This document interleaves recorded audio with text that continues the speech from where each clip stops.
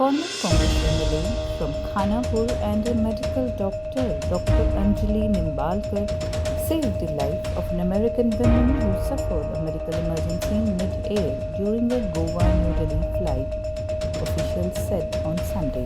The incident occurred while Dr. Nimbalkar, who is also the AICC secretary and co-in charge of Goa, Daman and Dadra Nagar Haveli, was travelling to New Delhi to attend the Congress Vote Chori rally at Ramlila Maidan. According to sources, the American co-passenger complained of uneasiness and shivering before collapsing and losing her pulse. Acting swiftly, Dr. Nimbalkar performed cardiopulmonary resuscitation (CPR) and successfully revived the passenger mid-air. Soon after the flight landed in New Delhi, the woman was shifted to a hospital by ambulance. Passengers and the flight crew praised Dr. Nimbalkar's timely intervention, saying her presence of mind prevented a tragedy.